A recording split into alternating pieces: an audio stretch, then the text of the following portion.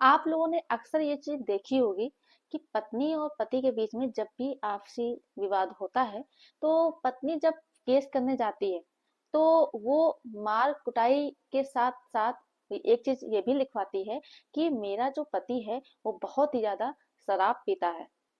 जबकि पति शराब का सेवन ही नहीं करते हैं, लेकिन इसके बावजूद भी पति के ऊपर शराब पीने का आरोप लगा दिया जाता है।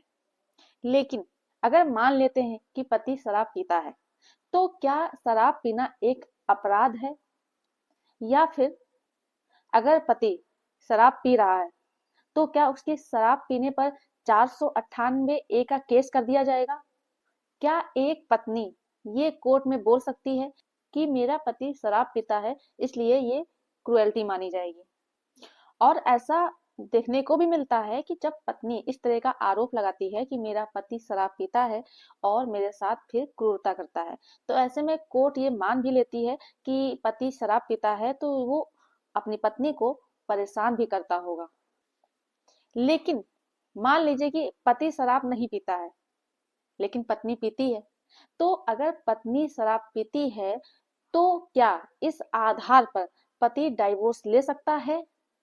कि जब मेरी पत्नी शराब पी लेती है तो उसके बाद जो उसका बिहेवियर है वो पूरी तरह से बदल जाता है, जो कि मुझे बिल्कुल भी एक्सेप्ट नहीं है।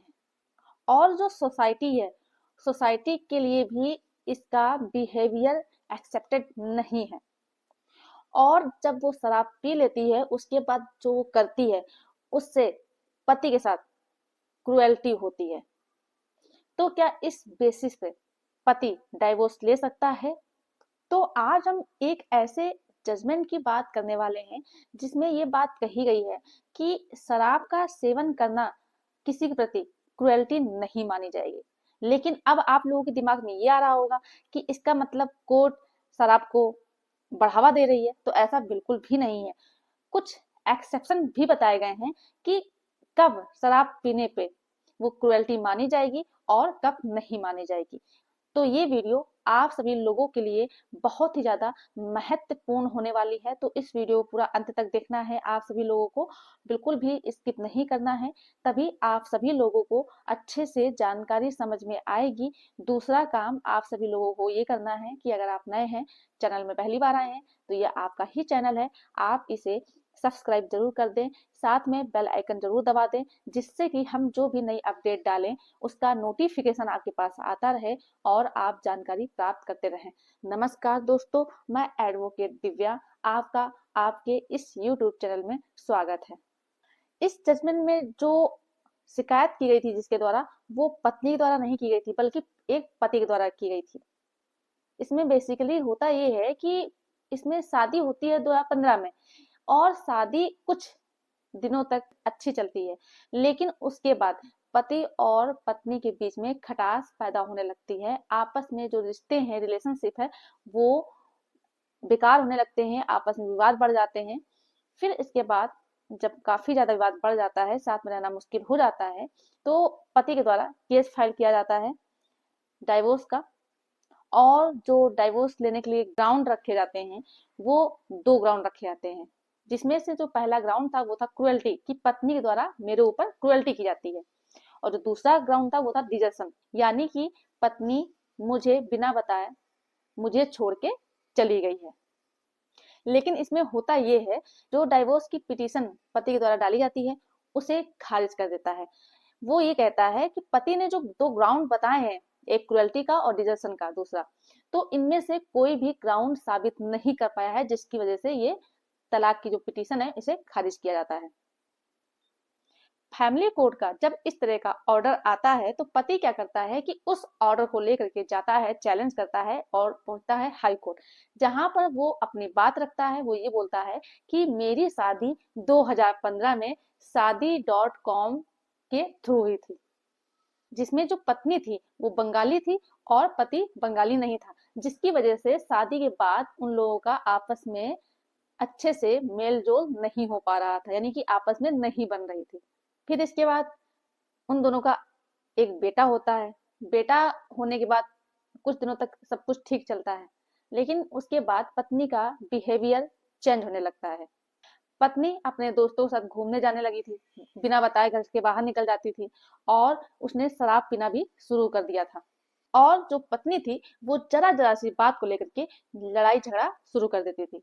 और पति ने ये भी बताया कि मेरी जो पत्नी है वो और भी लोगों से, दूसरे आदमियों से फोन में काफी देर तक बात भी किया करती थी। पति ने कहा कि जब मेरी पत्नी किसी और से बात करती थी और मैं जब पूछता था कि तुम किससे बात कर रही हो, तो मेरी पत्नी कोई भी जवाब नहीं देती थी। इसके बाद होता यह है कि 2016 में पत्नी अपना ससुराल छोड़ के चली जाती है और कलकत्ता में जाकर के रहने लगती है। जब वो कलकत्ता गई तो साथ में अपने माइनर बेटे को लेके गई। और इसके बाद पति ने कई कोशिशें की पत्नी को वापस घर बुलाने के लिए, लेकिन पत्नी वापस अपने ससुराल नहीं आई। इसके बाद कोर्ट के द्वारा नोटिस भी भिजवाई गई पत्नी को, लेकिन पत्नी कोर्ट में प्रेजेंट नहीं हुई, जिसकी वजह से पति के पक्ष में फैसला किया एक्स पार्टी कर दिया गया। इसमें जो पति का आरोप था वो ये था कि पत्नी शराब का सेवन करती थी और शराब का सेवन करने के बाद से मेरी पत्नी का जो बिहेवियर है वो बिल्कुल चेंज हो गया था। वो इस तरह के काम करने लगी थी कि जो कि मुझे यानी कि पति को और सोसाइटी को बिल्कुल भी एक्सेप्टेबल ही नहीं थी।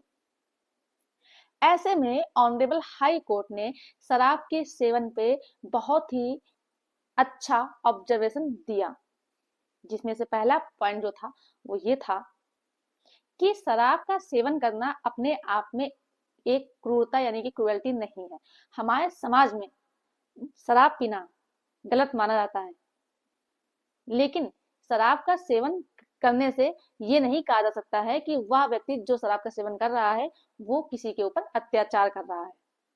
इस बात से आप लोगों को ये क्लियर हो गया होगा कि पति हो चाहे पत्नी हो, अगर वो शराब का सेवन करते हैं तो इसके आधार पर ये नहीं माना जाएगा कि जो शराब पी रहा है उसने अपने पार्टनर के ऊपर क्रुएल्टी की है।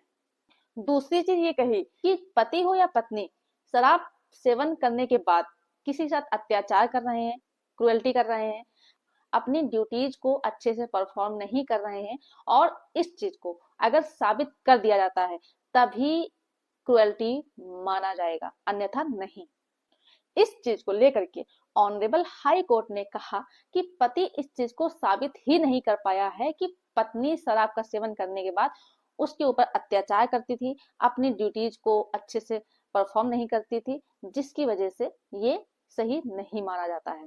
और जो दूसरा पॉइंट था डिजर्शन का, तो पत्नी जब 2016 में अपने ससुराल को छोड़ के कलकत्ता गई थी तो उसके बाद पत्नी ने एक एफिडेविट कोर्ट में लगाया था, जिसमें ये बात कही थी कि मैं अपने पति के साथ नहीं रहना चाहती हूँ, अगर मेरा पति डाइवोर्स लेना चाहता है तो वो ले सकता है, मुझे कोई भी ऑब्जेक्शन नहीं होगा। जिसे देखने के बाद कोर्ट को ये मालूम हो गया था कि पत्नी 2016 के बाद चली गई है, वो डिजर्शन में रह रही थी, ये प्रूफ हो गया था अच्छे से, और डाइवोर्स अगर पति को दिया जाता है तो पत्नी को कोई भी ऑब्जेक्शन नहीं होगा।